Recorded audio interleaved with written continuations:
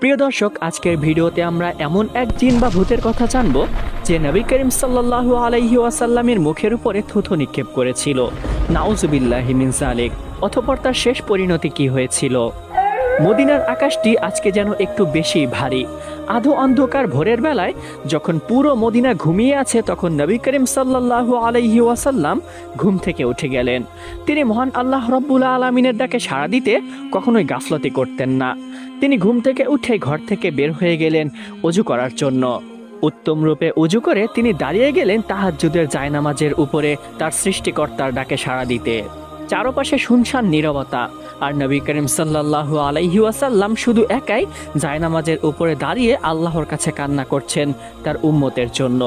আল্লাহ যেন তার উম্মতকে ক্ষমা করে দেন, তার উম্মত যেন জাহান্নামে না যায়। এরপরে দীর্ঘ সময় ইবাদতরত অবস্থায় থাকার পরে মসজিদে নববী থেকে বিলাল রাদিয়াল্লাহু তাআলা আনহুর কণ্ঠে ফজরের আজান ভেসে আসলো।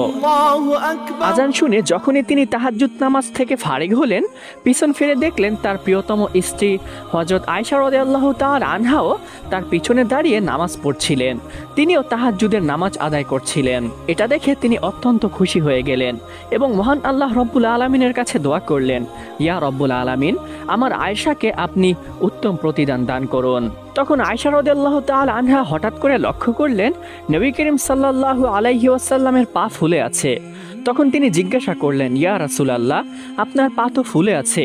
মহান আল্লাহ রব্বুল আলামিন তো আপনার আগে এবং পরে সমস্ত গুনাহ মাফ করে দিয়েছেন, কারণ আপনি আল্লাহর রসূল। তা সত্ত্বেও এত কষ্ট করছেন কেন? ফাতেমা রাদিয়াল্লাহু তাআলা আনহার কথা শুনে নবী করিম সাল্লাল্লাহু আলাইহি ওয়াসাল্লাম একটু মুচকি হাসলেন এবং বললেন, হে আয়েশা, আমি কি আল্লাহর একজন শুকরগুজার বান্দা হব না? তিনি বিশ্বজাহানকে সৃষ্টি করেছেন এবং আমাকেও সৃষ্টি করেছেন। আমি কি তার কৃতজ্ঞতা জ্ঞাপন করব না? হে আয়েশা, ফজরের আজান দিয়েছে তো বেশিক্ষণ হয়নি। তুমি এক কাজ করো, আবু জাহম আমাকে যেই চাদরটি হাদিয়া দিয়েছে সেই চাদরটি আমাকে এনে দাও। মসজিদে সবাই আমার জন্য অপেক্ষা করছেন নিশ্চয়ই।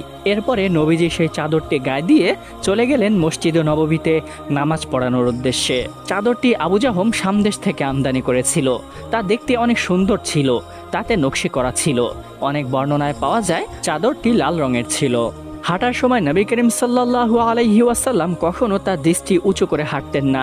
তিনি মধ্যম পন্থায় দৃষ্টি রাখতেন, যেন কারো সাথে ধাক্কাও না খান এবং মাটিতে কিছু থাকার কারণে তিনি হোঁচট খেয়ে নাও পড়ে যান।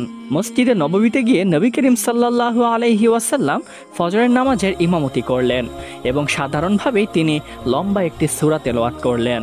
নবীজির কণ্ঠে ছিল হৃদয় কাড়া সুর, তাতে ছিল স্নিগ্ধতার ছোঁয়া। আল্লাহর কি কুদরত! কোনো মাইক বা সাউন্ড সিস্টেমের ব্যবস্থা ছিল না। তাও মুসল্লির সংখ্যা যতই থাকুক না কেন, সামনের মুসল্লিরা পবিত্র কোরআনে কারিম বা তাকবীরের আওয়াজ যতটুকু শুনতে পেত, পিছনের মুসল্লিরাও ঠিক তেমনই ততটুকুই আওয়াজ শুনতে পেত। নামাজ শেষ করার পরে নবী করিম সাল্লাল্লাহু আলাইহি ওয়াসাল্লাম মুসল্লিদের দিকে ফিরে বসলেন এবং এক সাহাবীকে ডেকে বললেন, এই চাদরটি আবু জাহমকে দিয়ে দাও, কারণ এটি নামাজের সময় আমার ধ্যান বিচ্যুত করেছিল। আর যেই বস্তু আল্লাহর স্মরণ থেকে বিমুখ করবে আমার তা প্রয়োজন নেই। এরপরে আদিয়া মাসনুনা আদায় করা শেষ করে মুসল্লিদেরকে তার দিকে একটু এগিয়ে বসতে বললেন এবং বললেন, হে মুসল্লিরা, আজকে আমি তোমাদেরকে হযরত সুলাইমান আলাইহিস সালাতু ওয়াস সালামের একটি ঘটনা বলবো, যা পবিত্র কোরআনে কারিমে সূরা সাদে বর্ণিত রয়েছে। সাহাবীরা যখনই নবীজির মুখ থেকে কিছু শোনার সুযোগ পেতেন, তারা এগিয়ে আরো আগ্রহ করে বসতেন। তারা সকলেই একটু এগিয়ে বসলো। তখন নবী করিম সাল্লাল্লাহু আলাইহি ওয়াসাল্লাম গল্পের আকারে বলতে শুরু করলেন, হে সাহাবীরা, শোনো, সুলাইমান আলাইহিস সালাতু ওয়াস সালামকে মহান আল্লাহ রব্বুল আলামিন শুধু নবুয়তি দান করেননি, তাকে অনেক বড় রাজত্ব এবং জ্ঞান পাশাপাশি প্রজ্ঞাও দান করেছিলেন। তার অধীনস্থে বিশাল একটি সেনাবাহিনীও ছিল, যার মধ্যে মানুষ, জিন এবং পশু পাখি সবাই শৃঙ্খলাবদ্ধভাবে থাকত। আর তার যুদ্ধের জন্য ছিল অগণিত শক্তিশালী ঘোড়া, যা যুদ্ধের সময় শত্রুকে অনেক সহজেই পরাস্ত করতে পারত। একদিন বিকেলবেলায় সুলাইমান আলাইহিস সালাতু ওয়াস সালাম তার সেনাবাহিনীর জন্য প্রস্তুত করা সুন্দর এবং দ্রুতগামী ঘোড়াগুলো দেখতে চাইলেন। সম্ভবত তিনি কোনো যুদ্ধের প্রস্তুতি নিচ্ছিলেন, তাই খাদেমদেরকে তার আস্তাবল থেকে ঘোড়াগুলো আনতে বললেন। এগুলো অনেক দ্রুতগামী ঘোড়া ছিল, যা যুদ্ধের সময় ঝড়ের বেগে দৌড়াতো।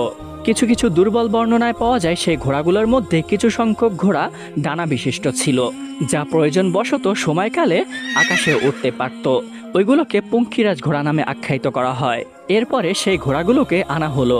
সেগুলো অনেক সৌন্দর্যমণ্ডিত ছিল এবং অত্যন্ত দিলকশ ও অসাধারণ আকর্ষণীয় ছিল। সুলাইমান আলাইহিসসালাম ঘোড়াগুলোকে পরিদর্শন করতে লাগলেন। ঘোড়াগুলোকে দেখতে দেখতে তিনি এতটাই মগ্ন হয়ে গেলেন যে সূর্য অস্মিত হয়ে গেল, তিনি খবরও পেলেন না। এভাবেই বেশ খানিকটা সময় অতিবাহিত হওয়ার পরে তিনি বুঝতে পারলেন সেদিনকার আসরের সময়ের ইবাদত তিনি এখনও আদায় করেননি। তিনি তখন অত্যন্ত মর্মাহত হলেন এবং দুঃখ প্রকাশ করলেন এবং অশ্রুসিক্ত ভেজা চোখে বলতে লাগলেন, এই ঘোড়াগুলোকে আমি ভালোবাসি শুধু মহান আল্লাহ রব্বুল আলামিনের জন্য, কারণ এগুলো জিহাদের কাজে লাগতো এবং জিহাদ শুধু স্রষ্টার সন্তুষ্টির জন্য। তবে ঘোড়াগুলোর প্রতি মনোযোগের কারণে যেহেতু আমি আসরের ইবাদতই ভুলে গিয়েছি, সেহেতু এই ভালোবাসা কখনোই গ্রহণযোগ্য হবে না। তখন তিনি আর বিলম্ব করলেন না, সাথে সাথেই পদক্ষেপ নিলেন এবং তিনি তার খাদেমদেরকে ঘোড়াগুলো পুনরায় আবার তার কাছে আনতে বললেন। অতঃপর ঘোড়াগুলোকে যখন আনা হলো, তখন সেগুলোকে মহান আল্লাহ রব্বুল আলামিনের দরবারে তিনি কোরবানি করে দিলেন। পবিত্র কোরআনে কারিমের বর্ণনায় পাওয়া যায়, তিনি সেই ঘোড়াগুলোর পায়ের রগ এবং গলা কেটে দিলেন। সেগুলোকে কোরবানি করার পরে তিনি মহান আল্লাহ রব্বুল আলামিনের দরবারে দুহাত তুলে দোয়া করতে লাগলেন এবং বললেন, ইয়া রব্বুল আলামিন, আপনি আমাকে ক্ষমা করে দিন এবং আমাকে এমন রাজত্ব দান করুন যা আমার পরবর্তীতে কারোর জন্য প্রযোজ্য না হয়, এবং আপনি বড়ই দানশীল। সাহাবা একরাম নবী করিম সাল্লাল্লাহু আলাইহি ওয়াসাল্লামের মুখে এত সুন্দর এবং শিক্ষণীয় একটি ঘটনা শুনতে পেরে তারা অনেক সৌভাগ্যবান মনে করলেন নিজেদেরকে, তাদের অন্তরে পুলকিত অনুভব করলেন। অবশেষে তিনি দৈনন্দিন আমল শেষ করে মসজিদ থেকে বের হয়ে গেলেন। অন্যদিকে পথিমধ্যেই কিছু সাহাবীগণ একত্রিত হয়ে আলোচনা করছিলেন। একজন বলতে লাগলো, দেখেছো আমরা কত ভাগ্যবান, নবীজির মুখে পবিত্র কোরআনে কারিমের ঘটনাবলী আমরা শুনতে পাচ্ছি। নবী ও রাসূলগণের শান মান এবং মর্যাদা কত উচ্চমানের হয়, আর আমরা তেমনই একজন নবী ও রাসূলের কাছে রয়েছি। তার কথা শেষ হতে না হতেই পাশের থেকে একজন তার কথায় সম্মতি প্রকাশ করে বললেন, হ্যাঁ আপনি ঠিকই বলেছেন। যেমন হযরত ইব্রাহিম আলাইহিসসালামকে মহান আল্লাহ রব্বুল আলামিন খলিল হিসেবে গ্রহণ করেছেন এবং মূসা আলাইহিসসালাম মহান আল্লাহ রব্বুল আলামিনের সাথে সরাসরি কথা বলেছেন, যার কারণে তাকে কালিমুল্লাহ বলা হয়। এবং হযরত ঈসা আলাইহিসসালামকে মহান আল্লাহ রব্বুল আলামিন পিতা ছাড়াই জন্ম দিয়েছেন, যার কারণে তাকে রুহুল্লাহ বলা হয়। এদিকে তাদের কথোপকথন অবস্থাতেই নবী করিম সাল্লাল্লাহু আলাইহি ওয়াসাল্লাম ইতিমধ্যেই সেখানে উপস্থিত হয়ে গিয়েছিলেন। অতঃপর তাদের উদ্দেশ্য করে বলতে লাগলেন, হে আমার সাহাবীগণ, শোনো, তোমরা যা বলেছ তা একদমই ঠিক আছে। হযরত ইব্রাহিম আলাইহিসসালাম খলিলুল্লাহ অর্থাৎ আল্লাহ তাআলার প্রিয় বন্ধু, এবং হযরত মূসা আলাইহিসসালাম কালিমুল্লাহ অর্থাৎ আল্লাহ রব্বুল আলামিন তার সাথে সরাসরি কথা বলেছেন, এবং হযরত ঈসা আলাইহিসসালাম রূহুল্লাহ অর্থাৎ আল্লাহ তাআলার বিশেষ রূহ, কোনো পিতা ছাড়াই তার জন্য বরাদ্দ করা হয়েছে। কিন্তু মনে রাখবে, মহান আল্লাহ রব্বুল আলামিন আমাকে হাবিবুল্লাহ হিসেবে গ্রহণ করেছেন, কিন্তু এই ক্ষেত্রে আমি অহংকার করি না। এরপরে সামান্য কিছু কথোপকথন করে নবী করিম সাল্লাল্লাহু আলাইহি ওয়াসাল্লাম সেখান থেকে চলে গেলেন। নবীজি যাওয়ার পরে সাহাবা একরাম নিজেদের মধ্যেই আলোচনা শুরু করলেন এবং একজন বেদুইন, যার আরবি সাহিত্য সম্পর্কে ধারণা কম ছিল, সে বলতে লাগলো, আচ্ছা, খলিল মানিও তো বন্ধু এবং হাবিব মানিও তো বন্ধু, তাহলে এই দুটোর মধ্যে পার্থক্য কি? তার এই কথাটি উপস্থিত ব্যক্তিবর্গের মধ্যে একটি কৌতূহল জাগিয়ে তুলল। কিছুক্ষণ পরেই একজন বিজ্ঞ ব্যক্তি বলে উঠলেন, শোনো, বিষয়টি আমি তোমাদেরকে উদাহরণ দিয়েই বলছি। মনে করো তুমি আমার খলিল অর্থাৎ বন্ধু, এই ক্ষেত্রে আমি তোমাকে যতটুকু ভালোবাসি তুমি আমাকে তার থেকে বেশি ভালোবাসো। কিন্তু যদি তুমি আমার হাবিব হও, তাহলে তুমি আমাকে যতটুকু ভালোবাসো ঠিক ততটুকুই আমি তোমাকে ভালোবাসি।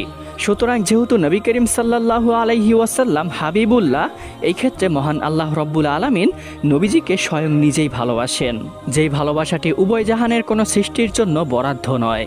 অন্যান্য নবী ও রাসূলগণকে যে কোনো একটি নির্দিষ্ট জাতি বা গোষ্ঠীর জন্য পাঠানো হয়েছিল, কিন্তু আমাদের নবী করিম সাল্লাল্লাহু আলাইহি ওয়াসাল্লামকে সমস্ত সৃষ্টিকুলের নবী বানিয়ে পাঠানো হয়েছে। এই ক্ষেত্রে আমরা যা দেখি এবং যা না দেখি, যেমন জিন জাতি, তারাও অন্তর্ভুক্ত।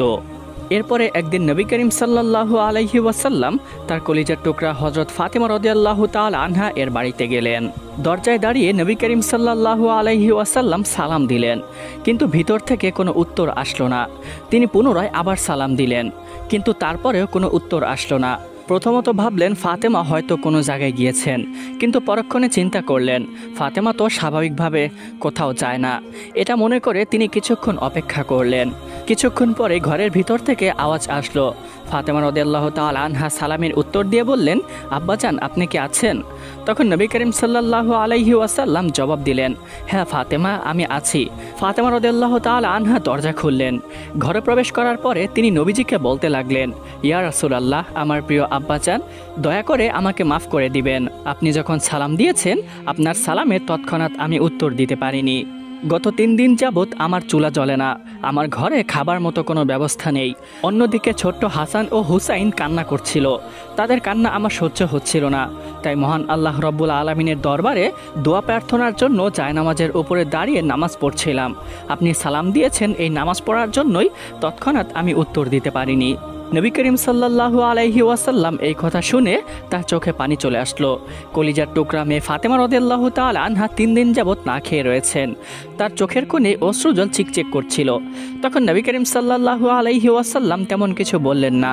কিছুক্ষণ তিনি চুপচাপ দাঁড়িয়ে রইলেন, হয়তো মহান আল্লাহ রব্বুল আলামিনের দরবারে তিনি কোনো ফরিয়াদ করছিলেন। তারপরে তিনি বলতে লাগলেন, হে ফাতেমা, তুমি তোমার জায়নামাজটি একটু তোলো। ফাতেমা রাদিয়াল্লাহু তাআলা আনহা নবীজির কথা মতোই তার জায়নামাজটি সরালেন। তিনি যা দেখতে পেলেন তা দেখার জন্য তিনি প্রস্তুত ছিলেন না। তিনি দেখতে পেলেন তার জায়নামাজের নিচে সোনা, মুক্তা, বিভিন্ন ধরনের জওহরাতের খনি রয়েছে। এত বিশাল একটি সম্পদের খনি দেখে তিনি অবাক হয়ে গেলেন এবং তা এতটাই চমকাচ্ছিল যে তার দিকে তাকানোটাই কষ্টকর হয়ে যাচ্ছিল।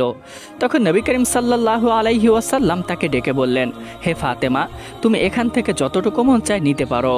ফাতেমা রাদিয়াল্লাহু তাআলা আনহা তখন কম্পিত কণ্ঠে নবী করিম সাল্লাল্লাহু আলাইহি ওয়াসাল্লামকে জিজ্ঞাসা করলেন, ইয়া রাসূলুল্লাহ, আমার প্রিয় আব্বাজান, আমি যদি এখান থেকে সামান্য কিছু হীরা জওহরাত গ্রহণ করি তাহলে এজন্য কি কিয়ামত দিবসে আমার হিসাব দেওয়া লাগবে? তখন নবী করিম সাল্লাল্লাহু আলাইহি ওয়াসাল্লাম একটু মুচকি হেসে উত্তর দিলেন, হ্যাঁ ফাতেমা, তুমি এখান থেকে যতটুকুই নিবে ততটুকুরই কিয়ামত দিবসে তোমার হিসাব দেওয়া লাগবে। তখন ফাতেমা রাদিয়াল্লাহু তাআলা আনহা শট করে জায়নামাজটি রেখে দিলেন এবং সেগুলো ঢেকে ফেললেন এবং বললেন, আমার এগুলোর প্রয়োজন নেই, আমি যেমন আছি আল্লাহর কাছে লাখো কোটি শুকরিয়া। তবে আব্বাজান, আপনার কাছে একটি আবেদন থাকবে। মহান আল্লাহ রব্বুল আলামিনের কাছে আমার জন্য একটু দোয়া করবেন যেন তিনি আমার ধৈর্য আরও বাড়িয়ে দেন এবং আমাকে কখনোই যেন পথভ্রষ্টকারীদের অন্তর্ভুক্ত না করেন। মা ফাতেমার কথা মতোই নবী করিম সাল্লাল্লাহু আলাইহি ওয়াসাল্লাম মহান আল্লাহ রব্বুল আলামিনের কাছে প্রার্থনা করলেন। এরপরে তিনি সেখান থেকে চলে আসলেন। পথিমধ্যেই তিনি একটি মাঠের প্রান্ত দিয়ে হাঁটছিলেন। নবীজির হাঁটার মধ্যেও ছিল ভিন্ন ধরনের একটি প্রশান্তি, যা দেখলে যে কারো মন শান্ত হয়ে যেত। অন্যদিকে সেই পথের একটু দূরত্বেই গাছের ছায়ার নিচে বসেছিল একজন সাধারণ কৃষক। তার পোশাকে ছিল ধুলো মাখা, মুখে ছিল ক্লান্তির রেখা, হাতে শুকনো রুটির কয়েকটি টুকরা। লোকটি বেশ দরিদ্র ছিল, তার নুনান্তে পান্তা ফুরাতো। কষ্ট ক্লাসে উপার্জিত এই সামান্য খাবারই ছিল তার দুপুরের আহার। দূর থেকে সে দেখতে পেল নবী করিম সাল্লাল্লাহু আলাইহি ওয়াসাল্লাম তার দিকেই এগিয়ে আসছে। নবীজিকে দেখে তার হৃদয়ে এক অজানা আনন্দের ঢেউ উঠল। তখন সে মনে মনে ভাবতে লাগলো, আমি যদি নবী করিম সাল্লাল্লাহু আলাইহি ওয়াসাল্লামের খেদমত করতে পারি তাহলে নিশ্চয়ই এর ভিতরে কল্যাণ নিহিত রয়েছে। কিন্তু তার মনে একটি দ্বিধা কাজ করছিল যে আমি তো অনেক গরিব, সামান্য একটু রুটি খাচ্ছি, তাও শুকনো রুটি, কোনো ভাজি বা কোনো তরকারি ছাড়া। এত শুকনো রুটি কি নবীজি খাবেন? এমন আটপাশ ভাবতে ভাবতেই নবী করিম সাল্লাল্লাহু আলাইহি ওয়াসাল্লাম সেখানে পৌঁছে গেলেন। তখন সে কৃষক দাঁড়িয়ে গেল সম্মানের জন্য এবং নবীজিকে সালাম জানালো। নবীজি সালামের উত্তর দিলেন। তখন সে কৃষক কাকতি স্বরে বলতে লাগলো, ইয়া রাসূলুল্লাহ, আমি গরিব মানুষ, সামান্য খাদ্য যা আমার রিজিকে আছে আমি তাই খাচ্ছি। দয়া করে আপনি আমার সাথে বসুন, গাছের ছায়ার নিচে বসে একসাথে খাবেন। জানি না আপনি এত সামান্য দাওয়াত কবুল করবেন কিনা, কিন্তু আপনি যদি আমার দাওয়াত গ্রহণ করেন তাহলে আমি নিজেকে অনেক ভাগ্যবান মনে করব। নবী করিম সাল্লাল্লাহু আলাইহি ওয়াসাল্লাম তার কথার মানে বুঝে ফেললেন। তখন তিনি একটু মুচকি হেসে বলতে লাগলেন, হে আল্লাহর বান্দা, তুমি আমাকে দাওয়াত দিয়েছ আর আমি ফিরিয়ে দিব, এটা কিভাবে সম্ভব? মনে রাখবে, মহান আল্লাহ রব্বুল আলামিন তোমার রিজিকে যা দিয়েছেন সেই খাবারটি অবশ্যই আল্লাহর অশেষ রহমত এবং তার নিয়ামত, আর তার সামান্য একটি খেজুর বা শুকনো রুটি হোক না কেন। এরপরে নবী করিম সাল্লাল্লাহু আলাইহি ওয়াসাল্লাম সেই কৃষকের সাথেই গাছের ছায়ার নিচে বসে তার শুকনো রুটিগুলো খেলেন। সেই কৃষক বলেন, আমি নবী করিম সাল্লাল্লাহু আলাইহি ওয়াসাল্লামের মুখে শুকনো রুটি খাওয়ার সময় যতটুকু আনন্দ দেখেছি, সামান্য অন্য কোনো ব্যক্তিবর্গ দামি এবং ভালো কোনো খাবার খেলেও এতটা আনন্দ আমি তাদের মুখে দেখিনি। এবং লোককথায় প্রচলিত আছে, সেই বছর নাকি ওই কৃষকের ফসলের ফলন অন্যান্য বছর থেকে আরও বেশি এবং ভালো হয়েছিল।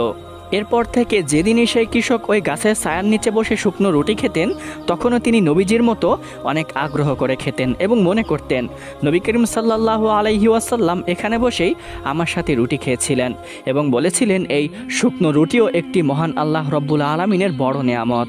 এরই বেশ কিছুদিন পরের ঘটনা। মদিনার আকাশটি ছিল সেদিন অনেক নীরবতা এবং স্নিগ্ধতার ছোঁয়াপূর্ণ। আকাশে ঘন তারাগুলো ঝলমল করছিল এবং চাঁদটিও বেশ উজ্জ্বলময় ছিল। তার ভিতরে একদল ইসলামী কাফেলা হালকা কদমে সেখান দিয়েই হাঁটছিল। তাদের মধ্যে ছিলেন হজরত আব্দুল্লাহ ইবনে মাসউদ রাদিয়াল্লাহু তাআলা আনহু। তারা মূলত বিশ্বনবী হজরত মুহাম্মদ সাল্লাল্লাহু আলাইহি ওয়াসাল্লামের সঙ্গে দেখা করতে যাচ্ছিল। বেশ খানিকটা পথ হাঁটার পরে তারা একটি জায়গায় বিশ্রামের জন্য বসলো।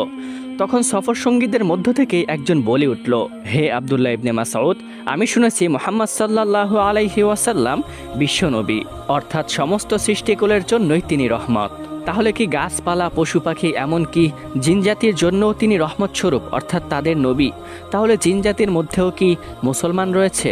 তখন আব্দুল্লাহ ইবনে মাসউদ রাদিয়াল্লাহু তাআলা আনহু তার কথার তৎক্ষণাৎ উত্তর দিলেন না। তিনি কিছুক্ষণ চুপচাপ থাকলেন। তারপরে উত্তর দিতে শুরু করলেন, হে আল্লাহর বান্দা, শোনো, মানুষের মধ্যেও যেমন ইসলাম ধর্মী এবং বিধর্মী রয়েছে, তেমনি জিনদের মাঝেও ইসলাম ধর্মী এবং বিধর্মী রয়েছে। তাহলে শোনো, একটি ঘটনা বলি। মদিনায় আসার পূর্বে নবী করিম সাল্লাল্লাহু আলাইহি ওয়াসাল্লাম যখন মক্কায় অবস্থানরত অবস্থায় জুলুম নির্যাতন সহ্য করে তায়েফে সফর করেছিলেন, তখন তায়েফবাসীও ইসলাম প্রচার করার অপরাধে নবী করিম সাল্লাল্লাহু আলাইহি ওয়াসাল্লামকে পাথর নিক্ষেপ করে রক্তাক্ত করে। অতঃপর তিনি যখন তায়েফ থেকে ফিরে আসছিলেন, সেই সময় আমি নবী করিম সাল্লাল্লাহু আলাইহি ওয়াসাল্লামের সাথে সফর করছিলাম। তায়েফ থেকে ফেরার পথে রাত হয়ে গিয়েছিল। সেই রাতটি এই রাতের মতোই ছিল। আকাশে ঘন তারা ঝলমল করছিল। চাঁদটাও সেদিন বেশ আলোকময় ছিল। সফর করতে করতে যখন আমরা মক্কার কাছাকাছি ওয়াদিয়া নাখলায় পৌঁছলাম, তখন ফজরের ওয়াক্ত হয়ে গিয়েছিল। আমরা একটি গাছের নিচে বসে ফজরের নামাজ আদায় করছিলাম এবং নবী করিম সাল্লাল্লাহু আলাইহি ওয়াসাল্লামও আমাদের সঙ্গেই ছিল। তিনি তখন ফজরের নামাজের ইমামতি করলেন। প্রতিদিনের মতো সেদিনও নবী করিম সাল্লাল্লাহু আলাইহি ওয়াসাল্লাম একটি লম্বা সূরা তেলাওয়াত করছিলেন। কিন্তু অন্যান্য দিন থেকে সেই দিনের সুরটা একটু ব্যতিক্রম ছিল। মনে হচ্ছিল নবী করিম সাল্লাল্লাহু আলাইহি ওয়াসাল্লামের বুকটা কষ্টে ফেটে যাচ্ছিল। কিন্তু সুরটা অনেক মায়াবী ছিল, অনেক আকর্ষণীয় এবং দিলকশ ছিল। শব্দগুলো রাতের ঘুমটা কেটে ভিতরে ঢুকতে লাগলো। প্রতিটি শব্দই যেন আকাশে একটি বার্তা প্রদান করছিল। ঘটনাক্রমে সেখান দিয়ে কিছু জিন অতিক্রম করছিল। তারা মানুষের দৃষ্টি এড়িয়ে চলাফেরা করে, কিন্তু মানুষের কথা শ্রবণ করার ক্ষমতা মহান আল্লাহ রব্বুল আলামিন তাদেরকে দিয়েছেন। তারা তখন এই ওয়াদিয়া নাখলায় নবী করিম সাল্লাল্লাহু আলাইহি ওয়াসাল্লামের কণ্ঠে পবিত্র কুরআনে কারিমের তেলাওয়াত শুনতে পেল। তারা নিজেদের মতো করে পথ চলছিল, কিন্তু এত সুন্দর নবীজির কণ্ঠে পবিত্র কুরআনে কারিমের তেলাওয়াত তাদের পা যেন থমকে দিল। তারা স্থির হয়ে গেল এবং একে অপরকে বলতে লাগলো, থামো থামো, এই শব্দটি মন দিয়ে শোনো, এই যেন এক আকর্ষণীয় শব্দ। নবী করিম সাল্লাল্লাহু আলাইহি ওয়াসাল্লাম একটু থামলেন।